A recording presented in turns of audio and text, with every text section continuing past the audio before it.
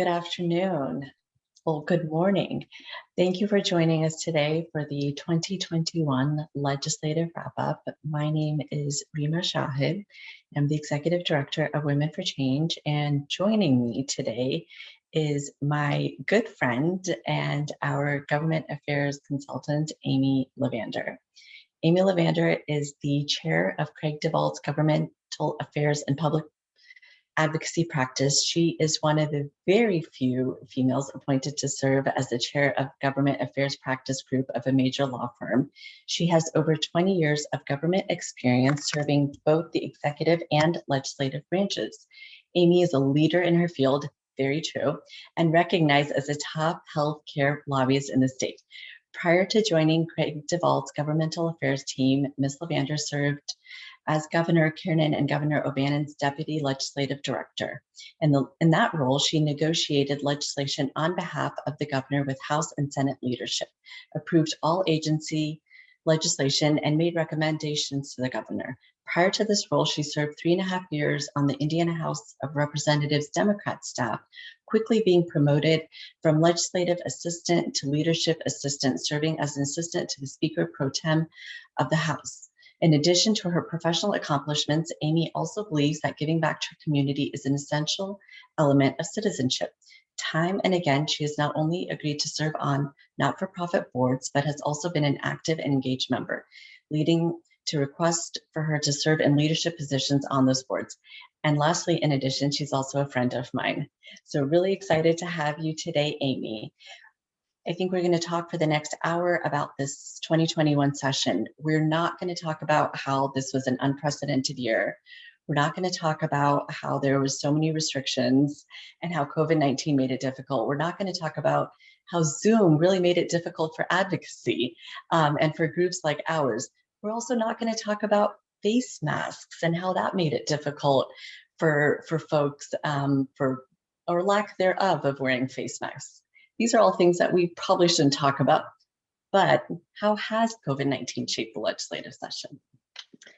Well, if we're not going to talk about the elephant in the room, which are all the aforementioned challenges that we had, I would say that really the legislative session was most impacted by the challenges related to access. As you indicated, I've been doing this for 20 plus years now, and I would say that everything took longer than it ever has before. And so scheduling meetings with legislators, as opposed to just bumping them into them in the hallway and being able to walk with them and talk about an issue, trying to get them on the phone, scheduling time rather than just being there and being visible, I think were some of the big challenges, for advocates. I think that really the edict that came down early in the session, which was the right one from a public health perspective, from legislative leaders, was to say, don't be in the building unless you have specific business in the building. And so I think that made it really hard for advocacy groups to convey their presence in a way that got legislators' attention. When you're in the building and you see a press conference or you see a rally and you see individuals gathering around an issue, it makes it, I think, in many cases, more real or tangible than it does when your individual legislators are getting phone calls, but you're not talking amongst your colleagues to say, oh, did you see that rally downstairs with all of those individuals that were here on issue X? And so that lack of physical presence, I think, also had some impact on urgency and importance of issues as they percolated up on the list of things that legislators wanted to accomplish, which is a natural byproduct of a session in which, and even I think what I heard from legislators themselves were that lack of engagement amongst not their own caucuses, but across the aisle to talk about issues, and that collegiality and camaraderie that has existed in previous sessions. And so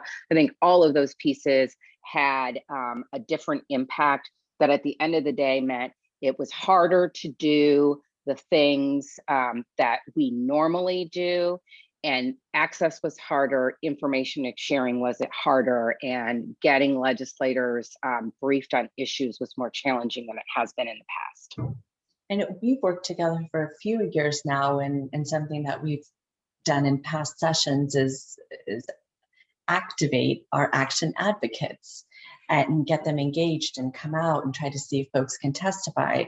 And because we were unable to do that, I know that that was difficult for us to try to advance our legislative priorities. Do you think that that had, part of it?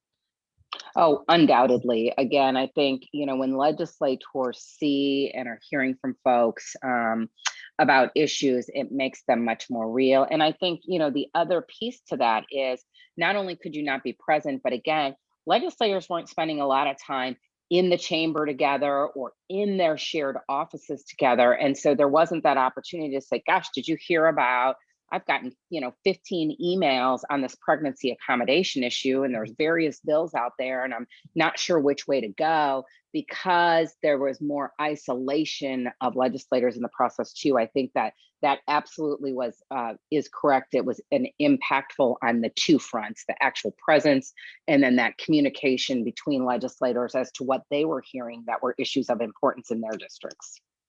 In your opinion, do you think that the pandemic shaped what kind of legislation was passed? So we know what wasn't passed, but do you think that it shaped some of the bills that were passed?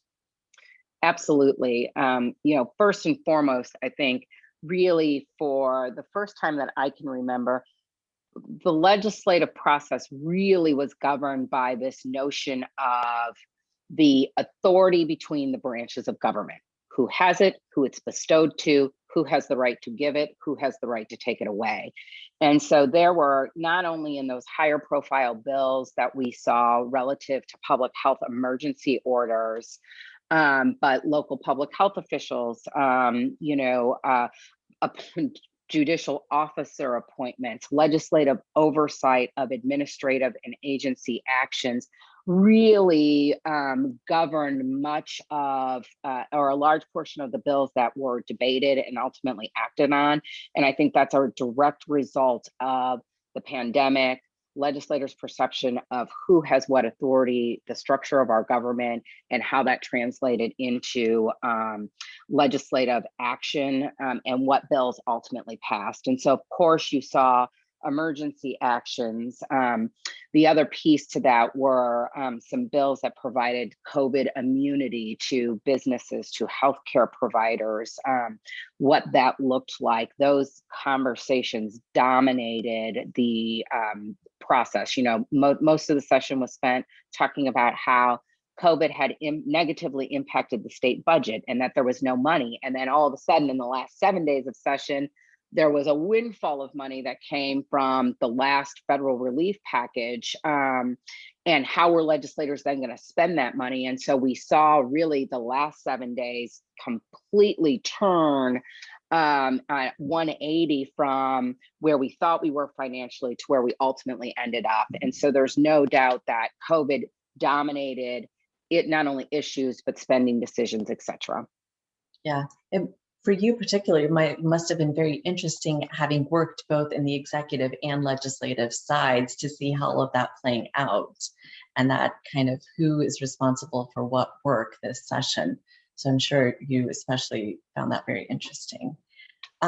Being an advocate for women, which I know that you are always all in, women were more affected by the pandemic compared to men in many different ways and all different ways that we look at it. For many reasons, including disproportionate levels of unemployment. When you think about the proposed legislation this session, why do you think there was so much opposition and so little progress around advancing Hoosier women in the workplace? That's a great question. I think there were a couple factors that were at play. When we think back at the beginning of the session, there was a lot of uncertainty. The House was only meeting 1 day a week. There were committees were only meeting once every week, some of them once every other week. And so I think legislators really looked at their agendas they had and decided, again, back to the previous, previous question and comments there, what do we absolutely need to get done? And their singular focus was really on pandemic response relative to authorities granted funding considerations, et cetera. And so it gave, I think, a different focus and feel to the process, certainly in the first half. And as we know, once we pass that first half of the session, a lot of those bills die, and it makes it increasingly harder then to to revive them in the second half of session. And so I'm not sure that it necessarily was completely a, deliberate necessarily. I think it was a function of survival, uncertainty, and necessity in the first half of the session, and then resulted in playing from behind in that second half. And so again, trying to get legislators' attention, the advocacy networks that were not able to gather and convene at the State House really just all kind of came together in a perfect storm, which really at the end of the day resulted in, and unfortunately, it at least appears, a disproportionate negative impact on issues that women care about this session. Yeah. During the 2019 session, Governor Holcomb identified, not 2019, 2020 session, Governor Holcomb identified issues around maternal mortality as one of his legislative priorities, and within that, pregnancy accommodations. And then during the 2021 State of the State address, he shared that Indiana women make up half of the workforce, and it's imperative that we pass pregnancy accommodations bills. Can you kind of walk us through what happened to not only his support, but also the fight around pregnancy accommodations in the legislatures, maybe the differences between House Bill 1309, which is, I believe, now on the governor's desk, and House Bill 1358, which we advocated for? I know there's lots of questions within that question. Sure. Well, I think that what I would say is, I think there are a lot of various things that impacted that, starting last year, once the issue was defined as a designated list of exceptions that somehow were going to cost businesses, or, in Indiana, we don't necessarily like to give benefits to individuals that are not shared equally. That's just sort of our conservative nature of that everybody plays from the same field. And so when you start to create a list, it seems to suggest some special treatment that Hoosiers by nature are not comfortable with. That's part of our process and a part of our continued, understanding and personal and community journey with the issues of racial injustice and social inequity, that I think some of us are in different spaces than others are along that journey. But this notion that, exceptions are somehow a bad thing, right? And so coming out of the last session, there was a lot of work that needed to be done to reframe the conversation to say that accommodations just meant consideration for an individual, and we're not seeking something that would put some undue hardship on businesses. Well, then COVID hit and everybody had to redirect, and I think then it made it harder for the governor's team and for the allies to again get with legislators. I think the bill itself, the language came out very late. And so that meant that the advocacy community was really playing from behind a little bit, because legislators wanted to know, after they had been through it for a year, well, what had changed from last year? How was this different than what we saw last year? And we didn't necessarily have a good answer for that, because we did not know what that specific language would be until very late in the session. And in the meantime, those that were against it, it's really easy. We always say in the legislative process, it's so much easier to kill a bill than it is to pass a bill, because you can just say, I'm against it. This is, going to cost business money. And if we couldn't articulate why that wasn't the case, because we didn't have specifics, it made it really hard to defend against that when legislators had already formulated in their minds a position from previous legislation. And so I think then when the legislature started, again, part of the benefit of being able to, gather would have been large rallies that brought together various groups to say, this is the right thing to do. And instead, it was, very quiet from a visual perspective, even though our advocacy community were making calls and writing and letters were going to the editor, et cetera. But then I think it made it easier for legislators to say, well, we're only going to advance, a portion of this. And remember too, again, underlying all of this was this tension between the legislature and the governor about public health emergency authority. And so, there were some push and pull and some of that internal politics going on. Every issue at the General Assembly is affected by something else, whether it has any relation to it or not. That's the one thing I've learned over 22 years, is that issue A seems like it's its own issue, but what happens with issue A can sometimes have some impact on issue Q that you're working on.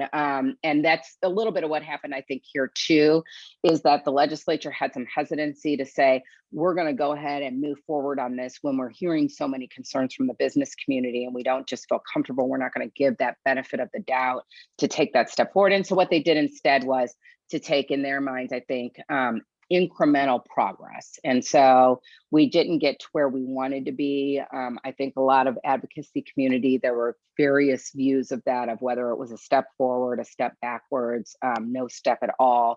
And in a lot of cases in the legislative process, you have to take an incremental step to ultimately get to where you want to be. And I think that this is one of those cases. So what I'm hearing is that next year we'll be out advocating for the next step in that is correct. Process. Yes. Yes. The fight is not over. The fight is not over. That's right. You talked about rallies, and I remember standing with you on March 5th, 2020 in the State House with 1,500 pink postcards from all 92 counties, from everyday Hoosiers, saying that we need to pass consent legislation. And for a lot of us, that image is one that we're going to always carry in our minds. And legislators coming, there was a big presence of folks, advocates, survivors, victims, allies, and everyone in between, standing there looking at these postcards in the middle of the State House. We've spent a lot of our efforts at Women for Change advocating for our state to pass consent legislation and thinking about how it affects,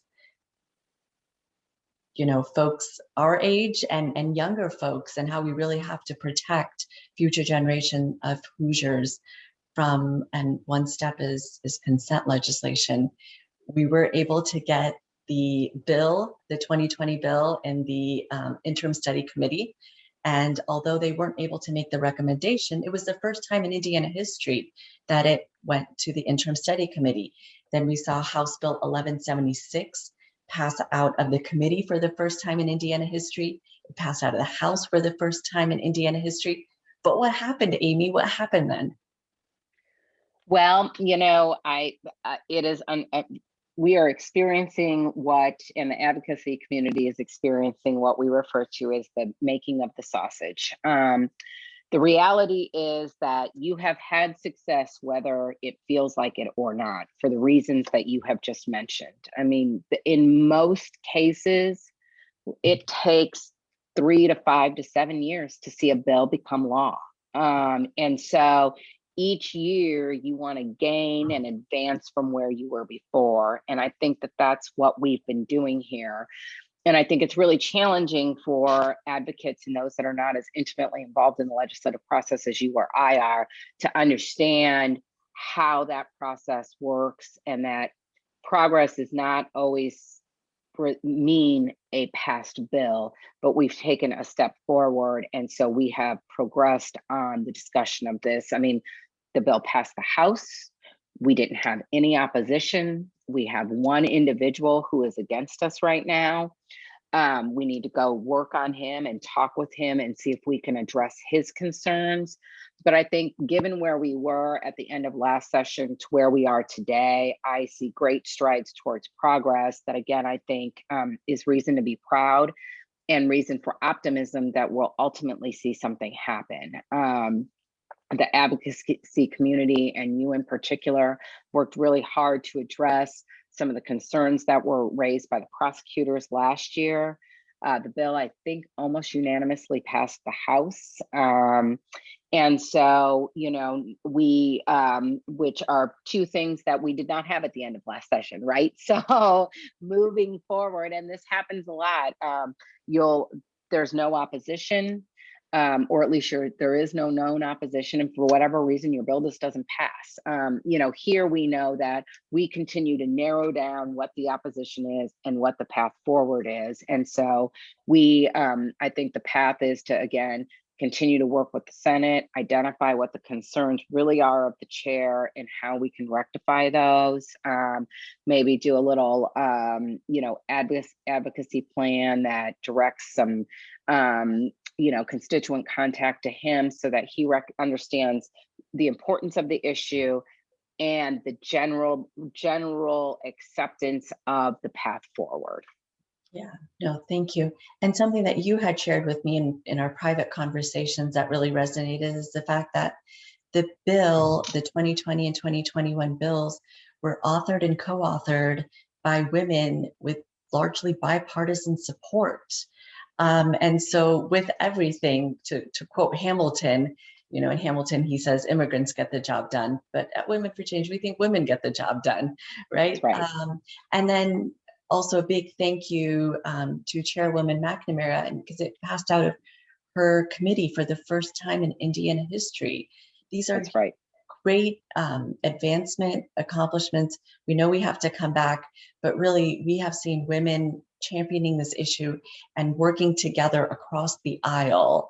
And again, I think that sight of those postcards and the fact that 1,500 Hoosiers from all 92 counties, from the region all the way down to Evansville, have participated, made it very clear that we need to pass consent legislation here in the state of Indiana. That's right. My takeaway from what you're saying is recognizing the wins, understanding it's a long process, and understanding that we have made great strides in this process, and not to lose hope. Is that right? That's correct. Yep, absolutely. Yeah. In the legislative process, you got to keep your glass half full. Always.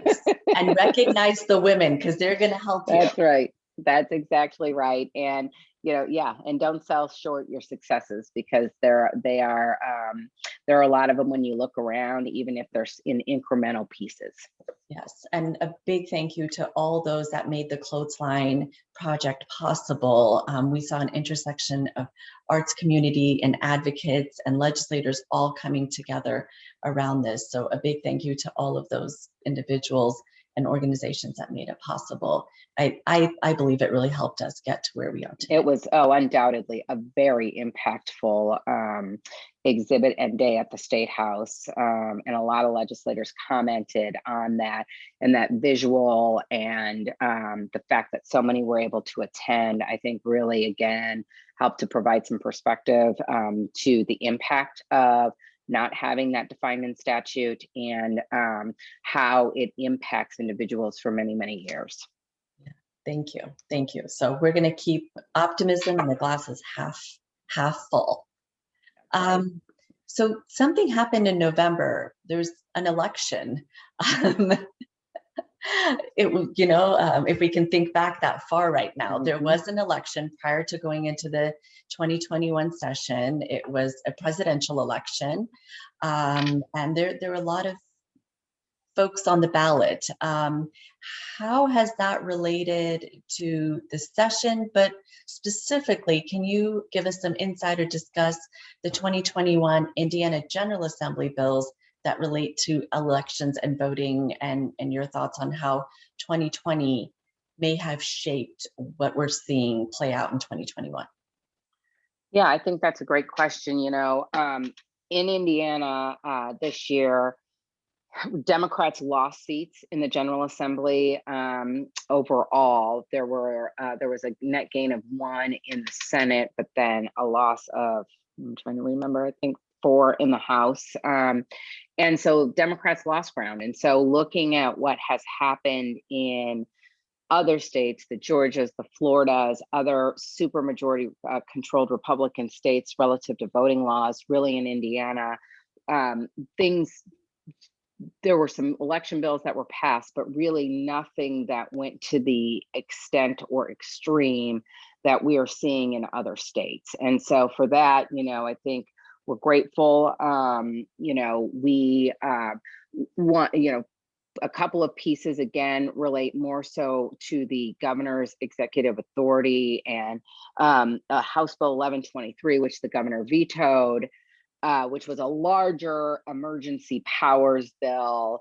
The legislature overrode that veto, and it is now being challenged in court on multiple facets. The governor challenging the constitutionality of the law, the attorney general challenging the governor's authority to hire his own legal counsel. There's been a second challenge to another provision of 1123. And so the courts will sort of work all of that out. But in there, one of the things that the governor or the legislature did say was that the legislature is the sole authority in terms of the decisions about how and when and where elections are run. And meaning more specifically, as you may recall, back to the primary last year when we did have the election division actually come to an agreement, which is, a 2 Democrat, 2 Republican board that does not often see eye to eye agreed to extend the primary election by a month. The legislature came back and essentially said, we decide that, and the executive branch does not have the authority to set the terms of the date of the election without our approval. There were some bills that were introduced that would have looked at absentee balloting and made it far more challenging for individuals to vote absentee, but ultimately those bills did not advance to full enactment. And so what you saw were bills that kind of eked around the edges relative to, voting history. And if, you voted in a primary, could you then be on the ballot, and how many elections did you have to vote as a partisan primary as a certain political affiliation before a county chair could, discount you as, were you really a Democrat or a Republican, et cetera. But I think, again, generally, in looking at what's going on around the country, we did not see the same kind of reaction here that they're seeing in other states. Yeah.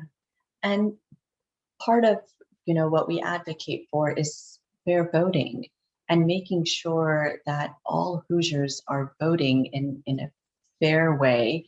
And part of what we saw towards the end goes into that. So can you just give us a little insight into, did session technically end? What does that mean? An excellent question. And why didn't some of that background into why the pause? Why did we hit pause? That's a great question. So as many of you may or may not know, the legislature, the convening and the adjournment of the session is set in statute for the regular sessions. The Constitution gives the authority to the governor to call a special session, but absent that, the legislature may call itself in during the permissible statutory timeline under which it is allowed to operate. And so what that says is they may come in anytime after the 1st of January, but must conclude no later than, and in an odd numbered year, that is April 29th. And so what the legislature did this year was to extend for this year only the statutory end, or what we term the end of session as sine die, from April 29th to November of this year.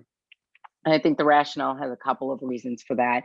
Number one, we are still waiting for certified data related to redistricting. And as many of you probably saw, Some of those preliminary numbers have come out in terms of aggregated data per state, but we are waiting for that district level, township level, street level information so that what the legislature can come back and do what it is constitutionally mandated to do this year, in addition to passing a budget, which is to redraw district lines, which I know is an issue that's very important to Women for Change. And so it is anticipated that those numbers will come out in late late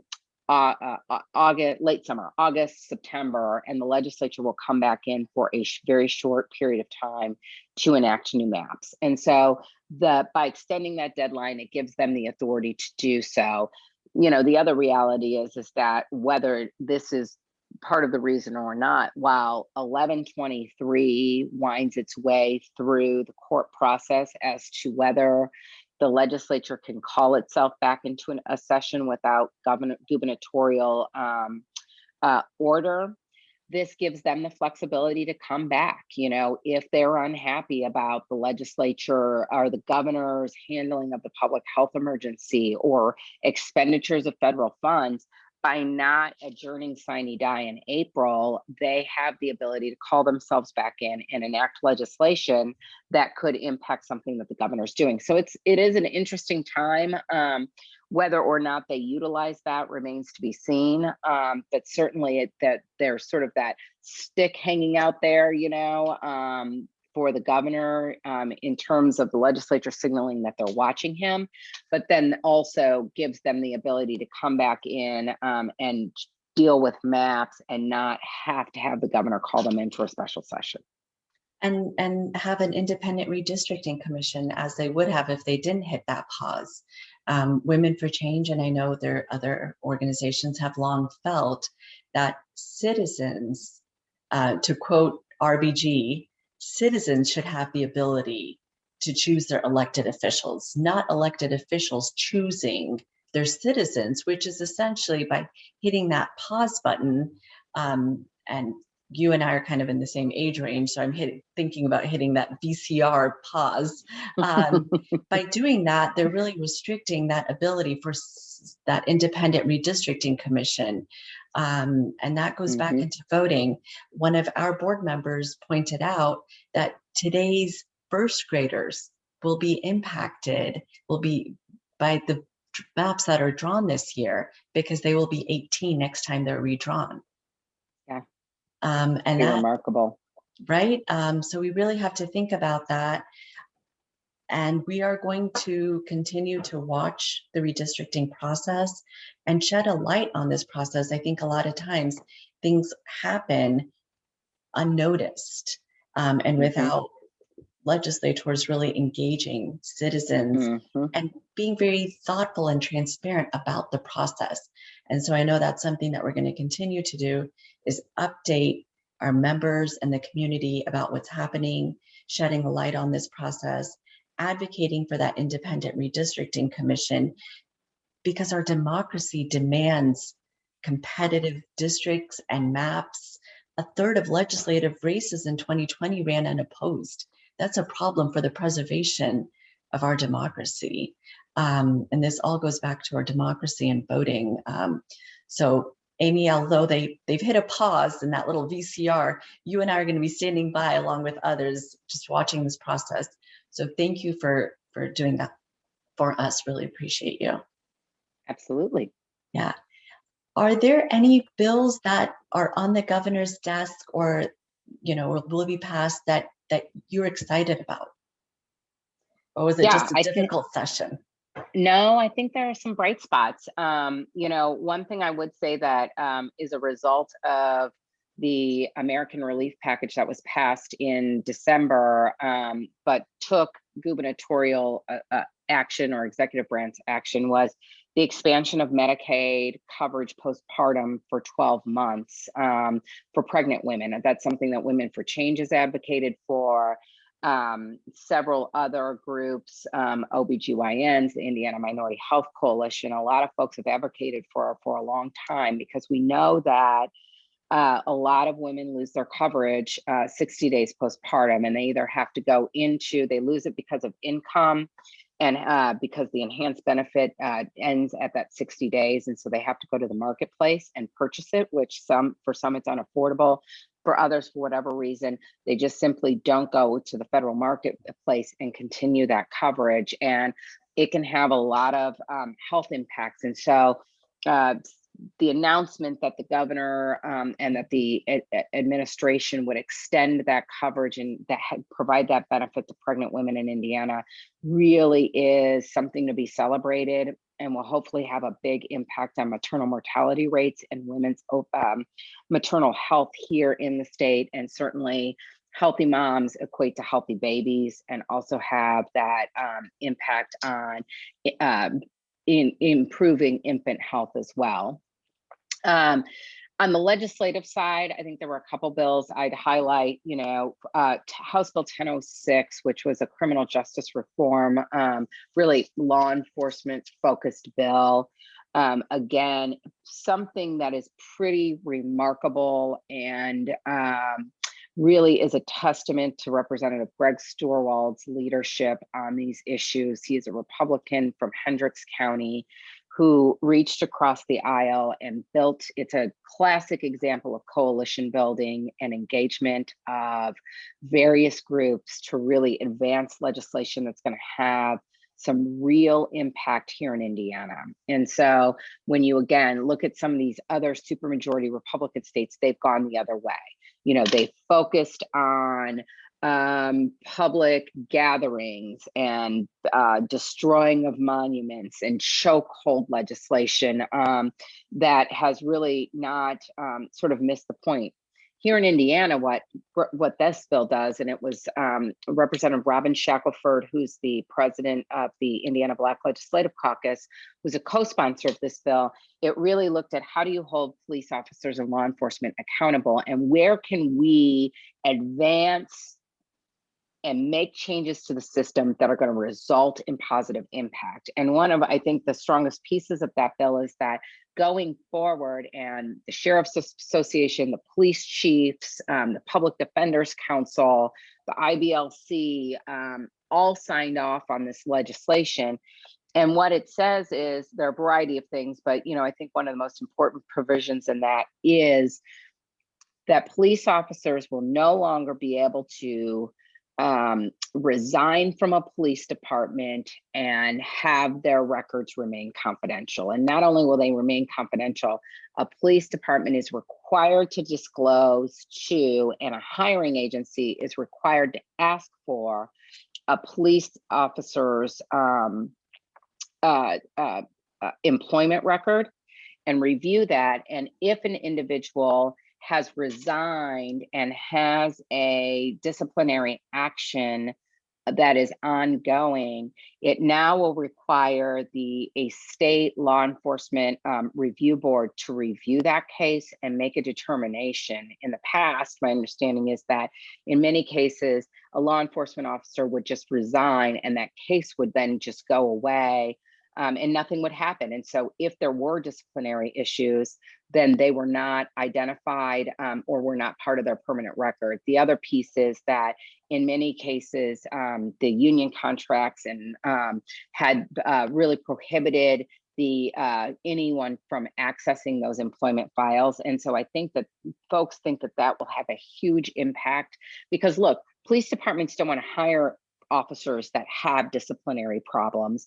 But if you don't know it, it's hard to make the right decisions. And you want to be able to get rid of those officers who are a problem. And so I think you saw really two, the spectrum of individuals and interests really come together to again say, in Indiana, what we like to do is, how do we advance discussion? We knew there were some things that were completely off the table, right? Indiana wasn't going to just outright ban chokeholds. They weren't going to, not address rioting or desecration of monuments, some of those things that some others wanted. Those were not a part of this bill. But where could we identify and coalesce around some commonality to really make a difference? And so I'm really excited to see how that progresses. And I think a lot of people are, to see what kind of impact that makes. Absolutely. Yeah. The other piece that I would say is that The other big piece this year was codifying telehealth. The pre-pandemic, telehealth was not utilized really extensively here in the state. And since the pandemic, it has exploded. And so making it more accessible to more people, and allowing more providers to provide those services to patients will really, I think, improve access, particularly for individuals in underserved areas, individuals who work hourly jobs, who don't have benefits and don't have the luxury of being able to take a half day of paid sick day to get to the doctor. It allows them to better access those services and hopefully provide for better outcomes for everybody. Thank you. So we talked about our action advocates, the volunteers that, help us throughout the session. If you haven't signed up to be an action advocate, please go to www.women4changeindiana.org/activate. Hopefully that's correct. If it's not, play around on the website. You may find something else that's very interesting and catches your eye. But we have some questions from our current action advocates. One of those questions are, did any of the bills introduced in 2021 seek to move any authority under any circumstances from election boards, officials, or commissions to legislators? I think really the one main piece was what I had referenced earlier, which is, I guess the legislature reaffirming that they are the sole authority on dates, times, and processes for elections. And so in that way, I think, if there were, and of course, probably we'll take a look at that. But if, there was authority with the election board or a perceived authority to make those determinations, the legislature certainly put their foot down and said, no, we are the ultimate authority on those matters. Thank you. Our next question is, where are we on? Can you discuss the final version of Senate Bill 392? What are the impacts if this bill is passed? Let me see here. I looked at this bill and now I've forgotten what it is. It's the Marion County zoning bill. Sorry, bills by the end of the session all bleed into one. I was like, I know I looked at this bill. So what that bill appears to do, and I am not a planning or zoning person or local government person necessarily. I mean, that is not my area of expertise, but in looking at the bill, it appears to clarify that excluded cities within Marion County have the sole authority to make zoning decisions for their entities. So the town of Speedway, the town of Lawrence, the town of Beech Grove, that those decisions relative to zoning are housed within those local units of government, and that the Marion County Board of Zoning and Board of Zoning Appeals do not have the authority to make decisions in those particular areas. It was interesting because in a lot of local government discussions, and particularly in Marion County, as you look at different provisions, they usually can be fairly partisan in terms of their outcomes. There's some shift of power balance. And so I thought when I read the digest of this bill that may be the case here, but interestingly, it passed the House unanimously, and then there were only 4 no votes in the Senate. And so it again appears to be some clarification of the role of the various entities, but did not generate a lot of opposition or concern. Thank you. If anybody that's watching the Facebook Live right now has a question, please drop it in the chat box. If you're watching it on repeat, you should have watched it live. We have another question, that where are we on an Indiana Reproductive Health Protections Act? What would be the process for advancing this type of legislation, and what are the implications that it has in Indiana? Interesting. Well, I am unfamiliar with what the Indiana Reproductive Health Protections Act is, so I guess I can't comment specifically on that.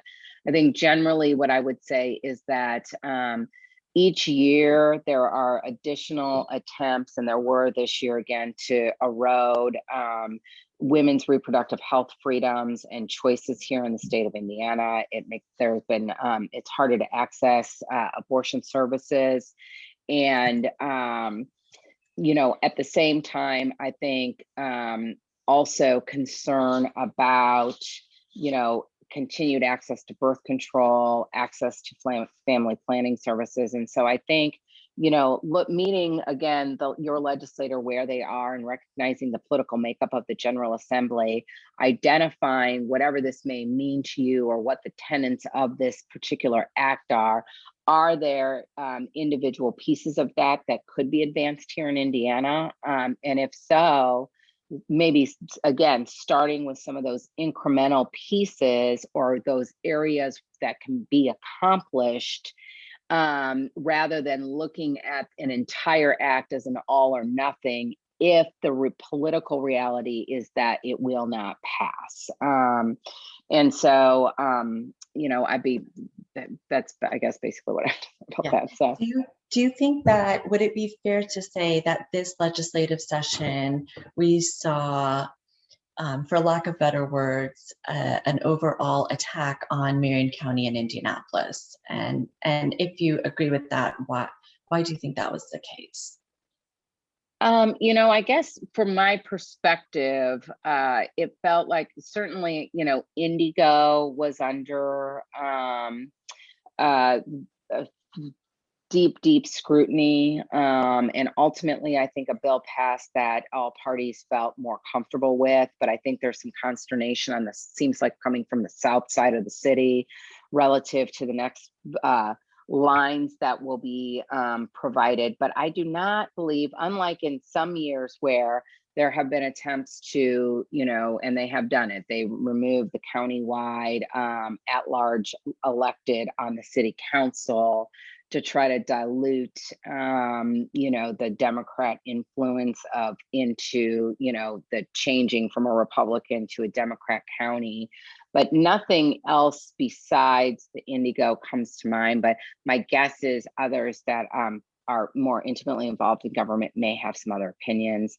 Now, the other piece I would say is there were some bills, and ultimately, again, I do not believe they advanced, that really were focused on the Marion County prosecutor and his decision in the past to not pursue low-level marijuana offenses in Marion County. And so there was a bill, and I don't believe it ultimately passed, that would have said, well, if a prosecutor, any prosecutor, not necessarily Marion County, but it was clearly directed there, fails to uphold the state statute and criminal laws, that a special prosecutor may be appointed.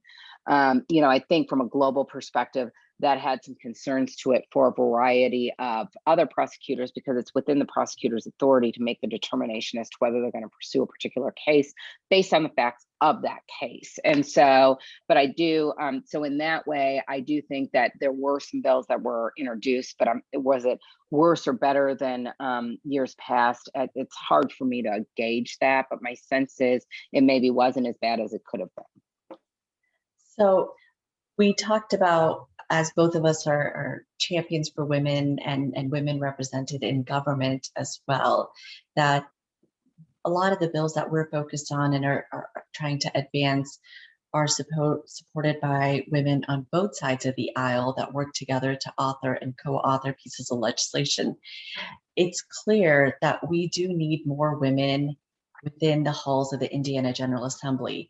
If you are thinking about throwing your hat in the ring, do it.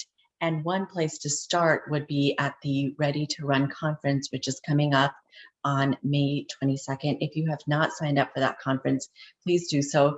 I think of it as a pre-K into going into either Who's Your Women Forward or the Lugar series, but it gives you that first taste into what it takes to run. So please do that. And I know that the Lugar series is also going to be start accepting applications, as is Who's Your Women Forward at this time. If you want to learn more about the state of maternal infant mortality in Indiana and the health of mothers, healthy mothers and healthy babies. On May 26th, we have a Listen, Connect, Participate, which will also be a live event. So you can sign up for both of those on our website. What issues do, as we start wrapping up, what issues do you hope the legislature will focus on in 2022? Well, I think as we continue to transition into the post-COVID world or living with COVID world, we can refocus really on more of the substantive policy issues that have been out there. I think you've hit on several of them, continuing to look at how we improve women's maternal health, infant maternal health, and the overall state of health in Indiana. One of the things we didn't touch on today is there has been a lot of discussion over the last 2 years about the cost of healthcare that's really focused on the provision of services piece of that, but really looking at this whole continuum. Indiana is somewhere, depending on what study you look at, from 44th to 48th in the nation in terms of its public health investments. And so how does that impact health outcomes, and what is the ultimate cost to the state? And so I think there's a lot of opportunity to continue to make investments and progress on health outcomes here in Indiana. And so I hope the legislature continues to look at that. They started with a $50 million grant in the state budget that will fund individual health grants around the state to fund different initiatives. And so for those watching who are involved in health or provision of health, it's something certainly to look at as an opportunity to really make an impact and improve health outcomes for Hoosiers. Yes. And is there anything else that we haven't discussed that you'd like Women for Change members to know about? My takeaways today were we've made great progress. We've we're not walking, we're doing a good jog, and we need their continued support to be able to do that. Think about how long the process is and keep that glass half full. Is there anything that we may have missed, anything that you'd like to touch upon? Yeah, I like your analogy. I always say about the legislative process, it's not a sprint, it's a marathon. And so you have to, be prepared for the long haul, for those, legs of the race where you're dragging and you don't feel like you're making progress and you don't know if you can get there, to continue to persevere. And I think you're exactly right. Being true to yourself about the assessment of where you are. Just because there's not a bill sitting on the governor's desk, either in the exact form you wanted or that advanced through the process, that doesn't mean that you didn't make steps to advance the issue to position yourself for success going forward. And so, 2 years between election cycles can feel like a lifetime, especially, when you're passionate about an issue. But, staying committed and staying focused does make a difference. And you are making progress on the issues that are important to this organization. And the work is hard and heavy. So if you've signed up to be an action advocate, pull a friend in and get them to do the work with you. Work is always more fun when you have friends like Amy that help you. And Amy, thank you for all that you do for us. Thank you for joining us this hour. We will continue to update our members on the redistricting process in this pause time, and certainly be on the lookout for that come August and September. As I said, sign up for the events that are coming up, pull some friends in, because it's going to take all of us to do that. And a big thank you to the legislators that have helped advance the public policy issues that we're focused on. We really, really, truly appreciate them and being able to call on them, not just January through April, but throughout the year. Excellent. Well, thank you for having me and for your faith in me and representing your interests at the State House. And I look forward to our continued partnership. Thanks for your time. Thank you. Have a good day, everybody.